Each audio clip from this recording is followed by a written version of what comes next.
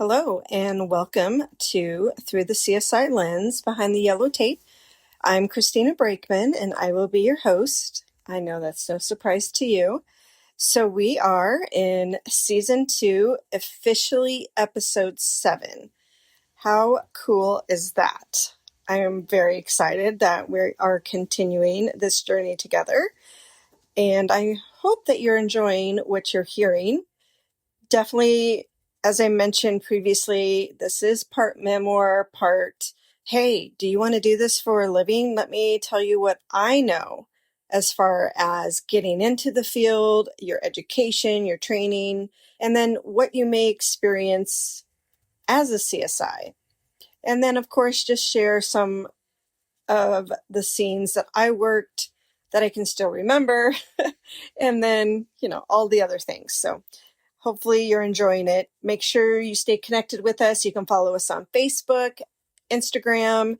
You can also email me if you have any questions or you have suggestions. I'm always open for that. Definitely open for suggestions. If there's something that you would like covered, if there's a case that you're interested in, I can look into it and we can discuss it. If you're interested in having a question and answer, whatever, just reach out to me and we can go from there. So again, just want to say thank you for being here and giving me your time and allowing me to share my love and passion for crime scene investigation with all of you. So the last episode was kind of just a fun episode for me. And I shared with all of you some of the things that I loved about the job and then some of the funny moments that I had on the field.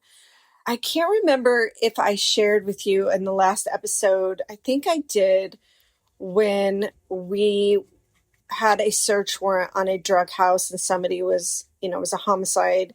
Obviously, that's pretty typical. And SWAT went in. If I said that on the last episode, I apologize, or even on a previous episode, but real quickly, this came to mind recently. And, I get there, supposedly SWAT has been in the home. It's a 2-story kind of townhouse and they've cleared the home. It's safe. I ask, are there any pets in the house? Anything I need to be aware of? Any hazards? Nope, you're good. So I go in there because that's the first thing we need to do after securing a search warrant. And after they've secured the residence or business or whatever it is that we're searching, I go in and photograph to show and basically document the condition of the residence prior to any search. And during that, I was upstairs and opened up a door into a bedroom where, guess what? There was a huge pit bull. And he was not happy about me opening that door. And it was the only door that was closed in the house. So I should have known. But I literally opened the door and it was dark. All I could see him was sitting on a futon. He's looking at me and I'm looking at him. And I slammed the door. That dog tried to go right through the door, which I'm really surprised he didn't because he was a big dog. And so I go running downstairs outside. I'm like, how come you didn't tell me there was this pit bull in the bedroom? And they're like, there's a pit bull in there. I'm like, somebody had to have cleared that room, right? So long story short, we had to lure him out of that room. And so we took a mattress off of one of the beds and blocked the hallway. And then they had ordered Subway for food because we were there for so long. They opened up the door to the bedroom. The dog came out. They took some of the food from Subway and threw it into another bedroom, which the dog took the bait, and we slammed the door shut because we had a string attached to it that was long enough for us to close it. And I think he was a sergeant at the time. I don't know if he was a lieutenant yet, but he literally was climbing up on the banister to do all this. I wish I could have taken a photo, but it was quite funny. But in the same sense, I was a little irritated because I don't know about you, but I do not want to be attacked by a pit bull. And from what I understand, they do not like to release their bite. So yeah, was not a happy camper, to say the least. But it was funny after the fact because here's this grown man climbing on this wood banister, trying to reach over the other, like banister, or I don't even know what you want to call it. Anyway, trying to get this dang dog. And guess what was in that room? All the drugs, all the money, all the weapons. He was guarding all of it.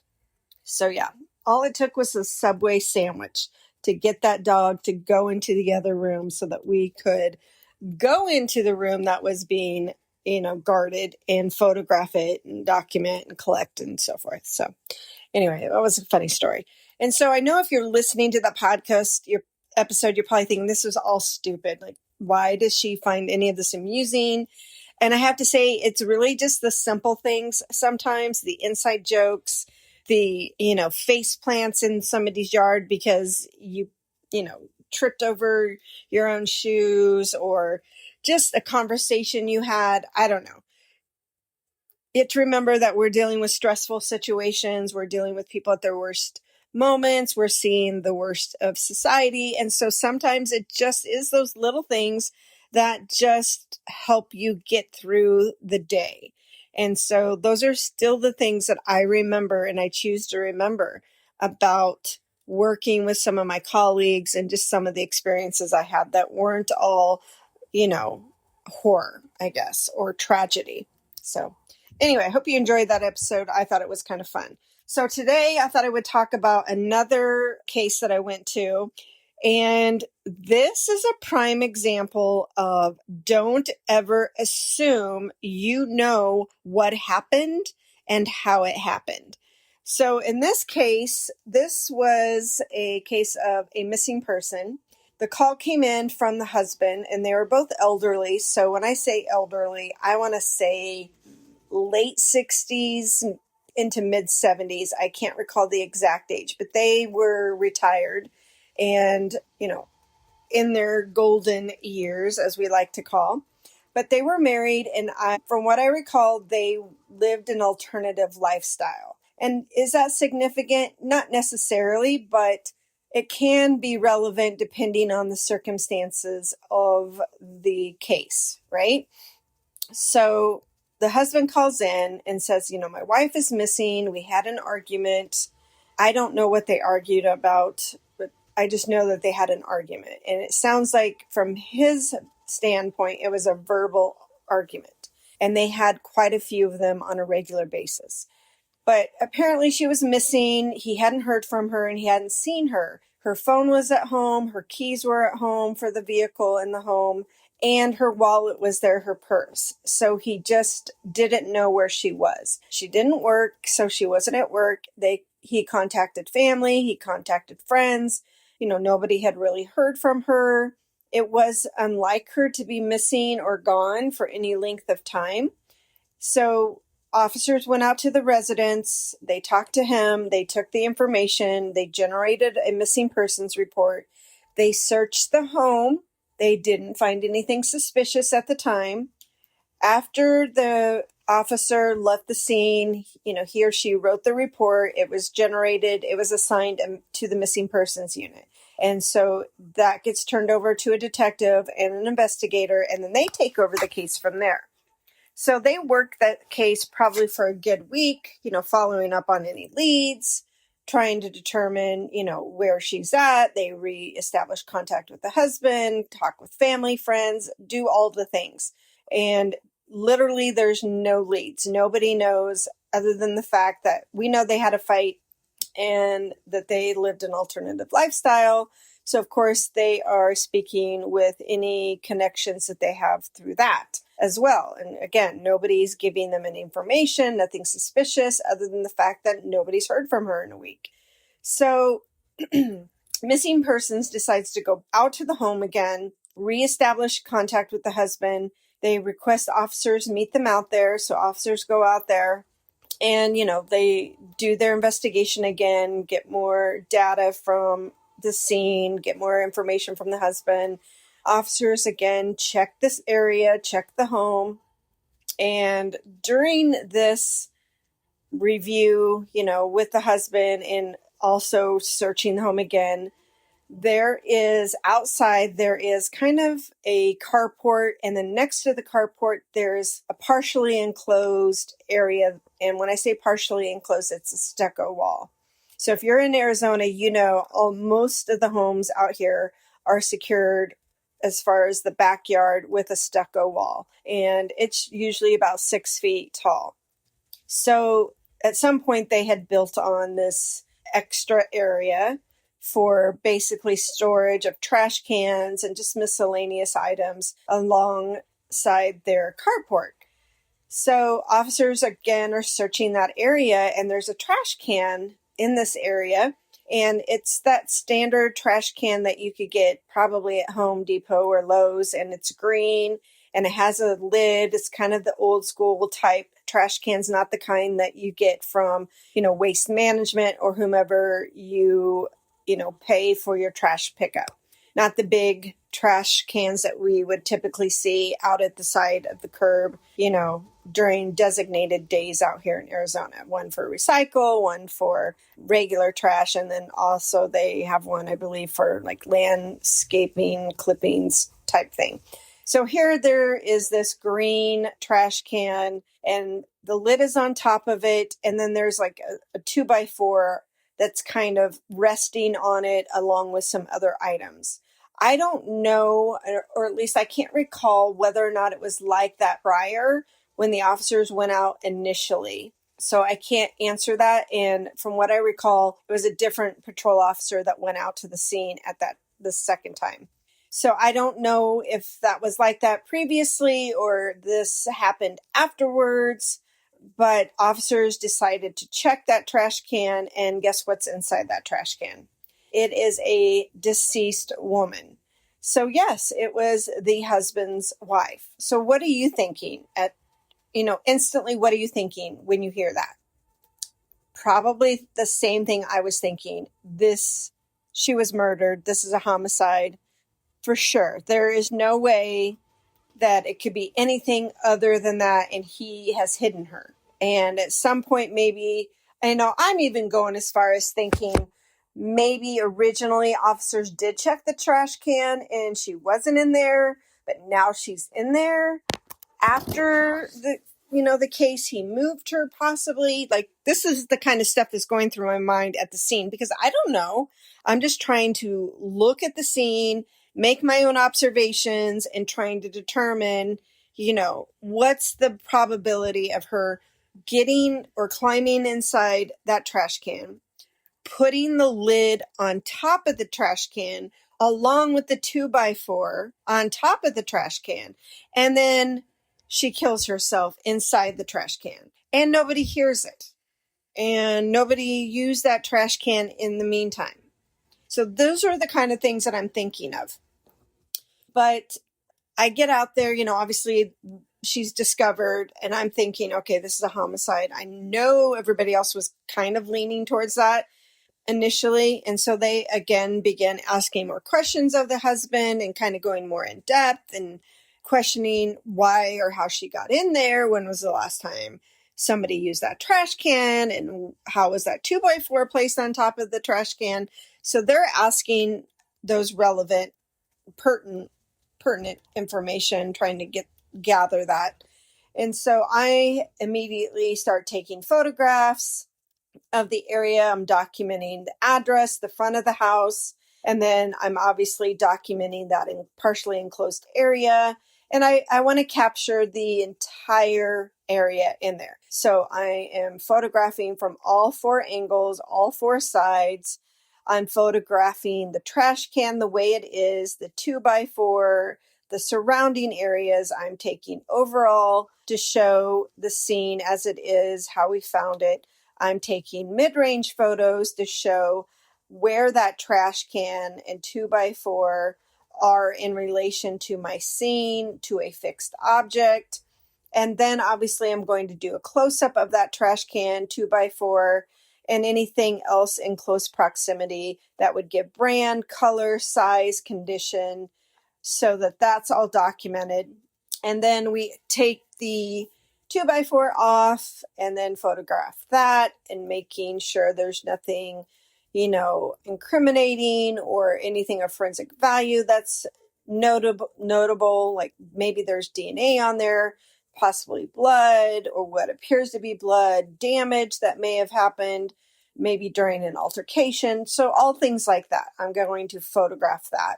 And then I take the lid off of the trash can, and then I'm photographing inside the trash can, the view from over top. And you can see it's a female. She's deceased. She's a small lady. And that's about all I can see so I'm pretty much seeing the back of her head, a little bit of the top of her head, her shoulders, the partial back, upper back. She is clothed. So I'm taking photos of that. And at that point, I stop and I wait till the death investigator arrives on scene from the medical examiner's office. And if you recall, the way it worked here in Maricopa County, the scene belongs to the police department. The body belongs to the medical examiner's office. So I'm not going to manipulate that body at all.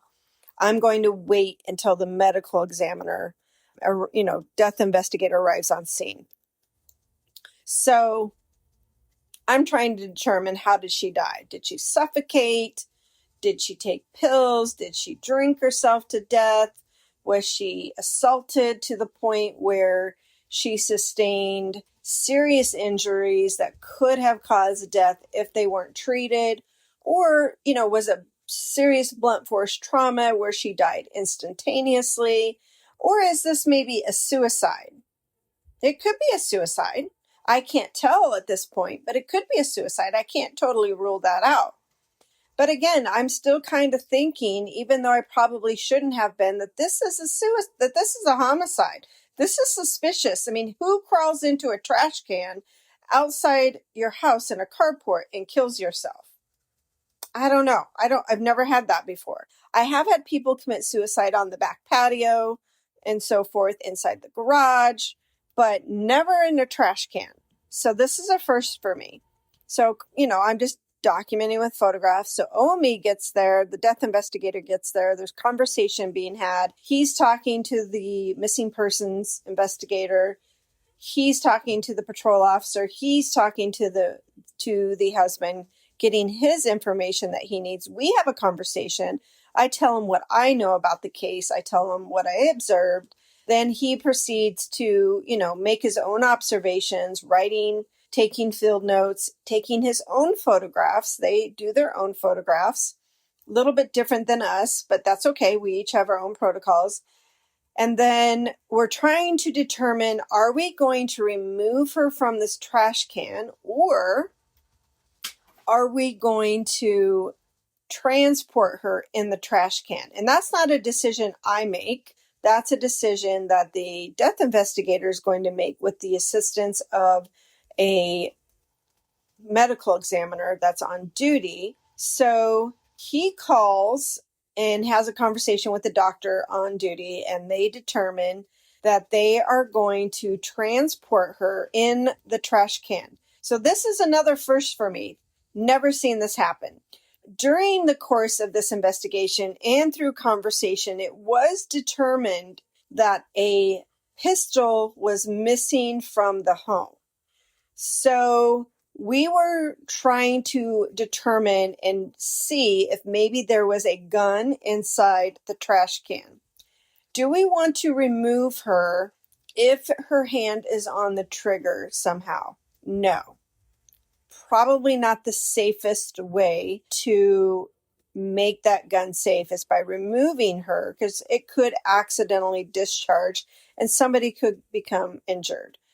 But is it the safest transporting this trash can with a loaded gun down to the medical examiner's office? No. So we're kind of trying to determine what is the best course of action.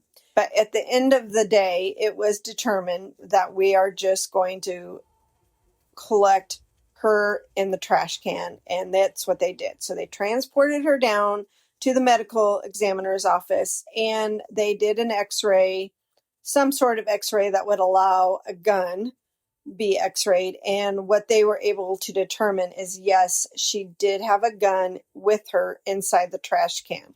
And what I later found out is that they determined that it was a suicide, that she had at some point after the argument, which I don't know what the argument was about, I'm sure the missing persons investigator and detective and officer were able to make that determination through conversations with the husband at some point.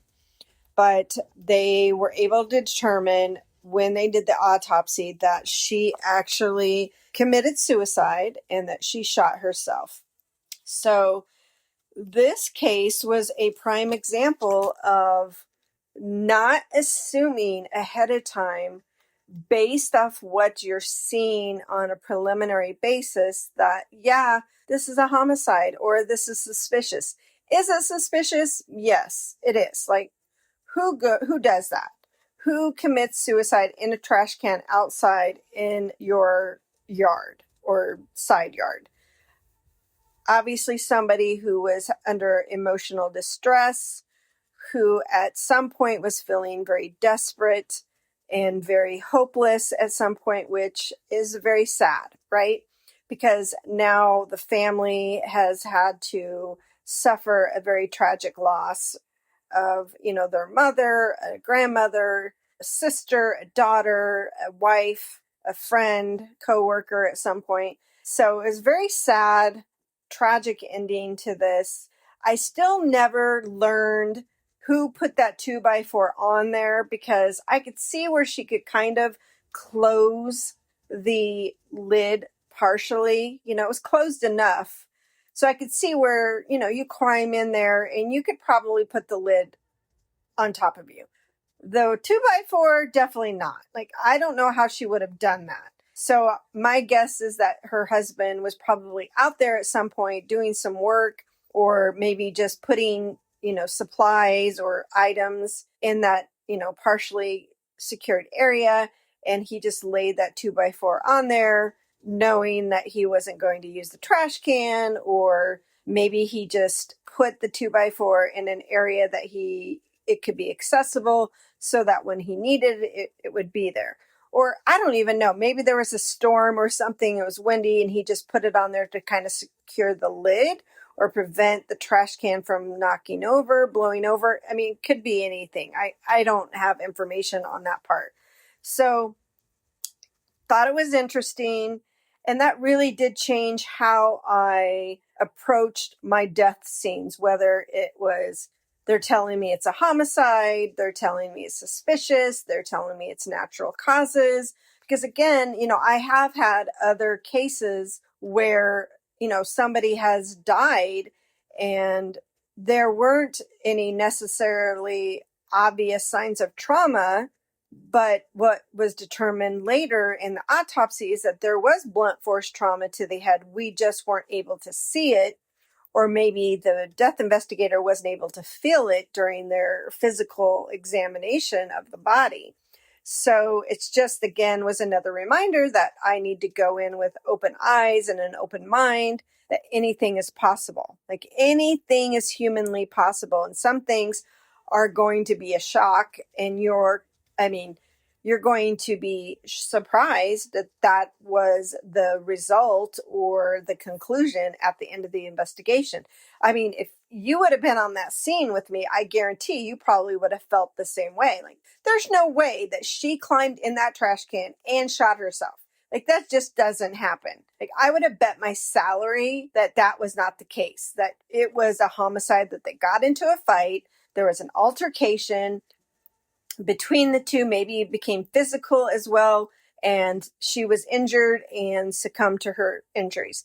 And so at some point he hid her, maybe not necessarily in the trash can originally, but someplace where police weren't able to find her, and then finally moved her to the trash can when he knew they were coming out to, speak with him again, and maybe he panicked. Like, in all these things are plausible, right? But the fact that she chose to kill herself in a plastic trash can was a shock to me. And I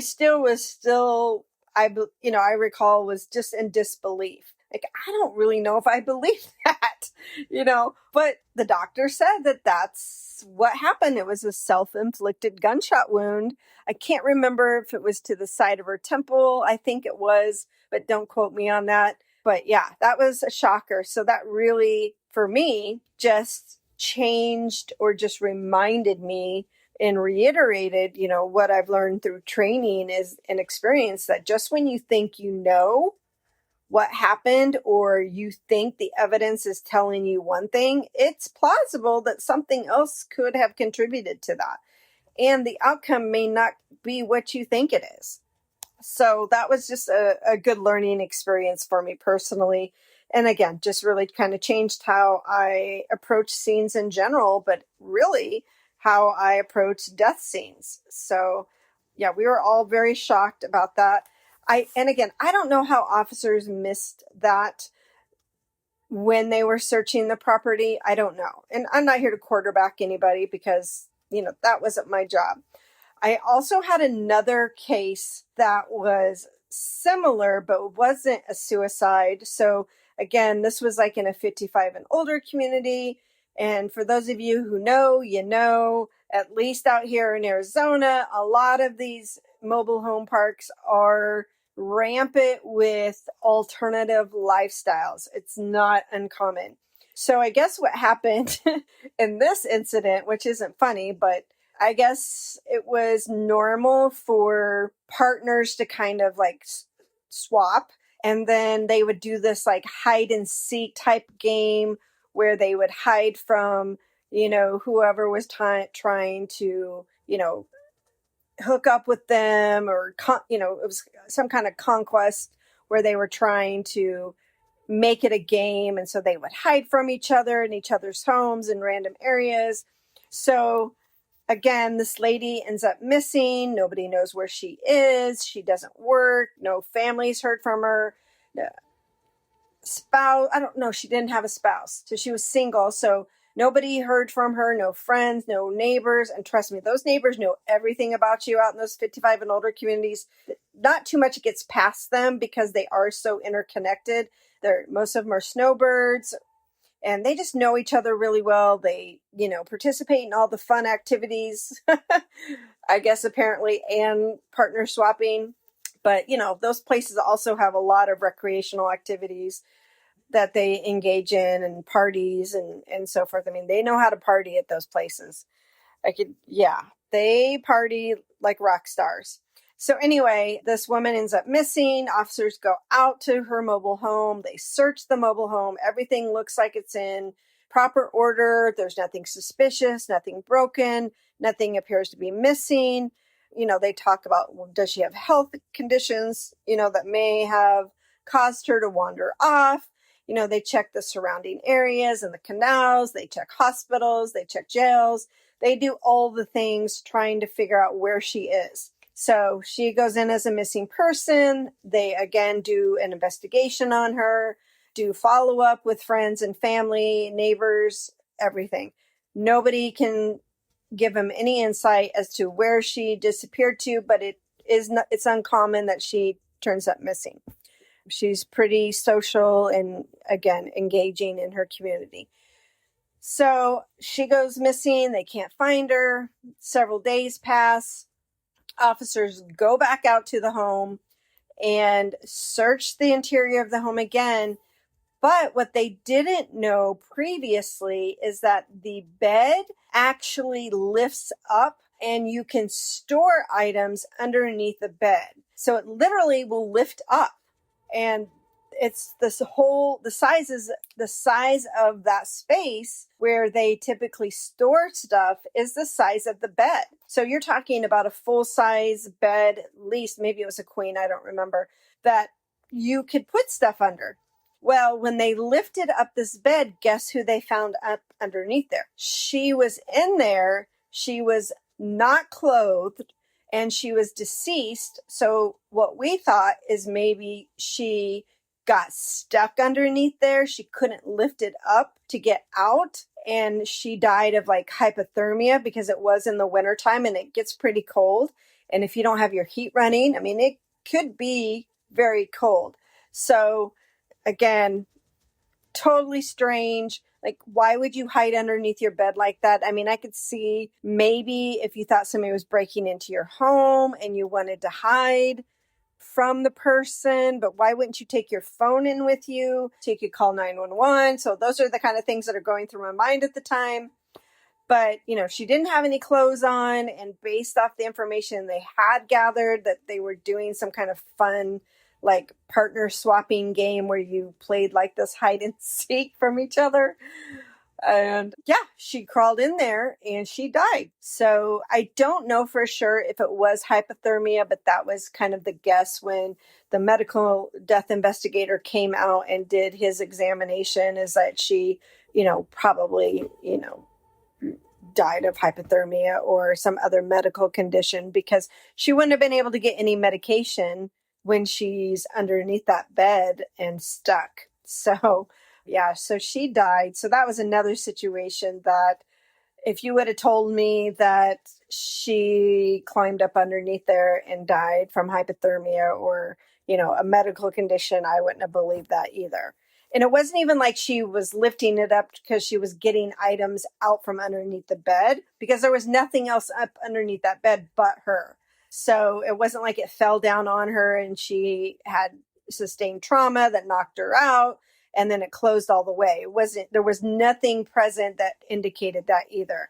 So yeah, she probably, from what I understand, died of either a medical condition and not having her prescription medication, or she died from hypothermia. So that was another situation that, again, reminded me, don't just assume that there's something suspicious going on when you have a situation that is, out of the ordinary. I mean, like I said, anything's possible. So that was another situation I had that, again, taught me to, go in with open eyes, an open mind, and really just try to not make an opinion or a judgment on what was the cause of death or how the incident occurred necessarily, but just look at the facts of the case that or what you've been briefed on, and then just the condition of the scene itself. What is it telling you? So yeah, those were some pretty funny. I mean, the fact that they died was not funny, but they're just very unusual situations that I would typically say, you can't make this stuff up. That's what we would say. Like, you literally cannot make this stuff up, because there was something new happening every single day. And sometimes it was hard to wrap your mind around it. You're like, really? Like, no way. This is not happening right now. This did not happen this way. But it did in her case as well. So that was kind of a couple of the stories I was going to share with you. Again, officers went out, did their due diligence, didn't realize that the bed lifted up until somebody told the officer, oh, did you check under the bed? And then when you look under the bed, it looks like it's all just a frame and you can't look under the bed. So I'm sure that's what happened originally, is that's what the officer did when they were searching the residence. So yeah, those scenes I won't forget because they were very atypical. So again, just some reflection on that case is just don't assume. Again, I thought for sure they were suspicious. I thought for sure that they were probably homicide related, and neither one of them turned out to be that way. It was just unusual circumstances that led to their death. So you can never be too careful, people. Just make sure that you don't get stuck under the bed. And if you're working a missing person scene, make sure you're checking all areas, even areas you think somebody couldn't fit into. Because I had no idea that she could have fit into that trash can. I don't recall knowing her size, her height, and her weight. That probably would have been good information. But at the time, I didn't know that it would be necessary or be relevant. So could it have been something that I asked? Yeah. But at the time, I just didn't think that was important to the case. But it turned out that it was important, because let's say she's, 5'10", 6'1" woman, and she weighs, 200 pounds. The chance that she's going to be able to fit in that trash can is unlikely. Not improbable, but it's unlikely that she would have been found in there. She probably would have been very uncomfortable in there in that short time until, she would have committed suicide. But the fact that she was shorter, that she was relatively small woman, definitely helped contribute to the fact that she could fit in there and get in there easily and was able to maneuver enough when she was inside to discharge a firearm. So, yeah, just want to make sure you're not making assumptions, that you're reading the evidence, you're reading the room, you're getting all the relevant information from your detective or your, investigator or your patrol officer. So, anyway, if you liked this episode, I know it was a little bit shorter than some of our other episodes. Sometimes that's good, quick and easy. If you like this episode, I would love it if you would really just continue to support us, and you can do that by leaving a review or a quick rating. It helps more people find us and helps us continue to grow our community, and also helps me bring, information, crime scenes straight from me, being there at the scene, working these scenes and giving you my personal experience. Make sure for you to hit follow so you don't miss an episode. And until then, stay curious, and I'll see you behind the yellow tape.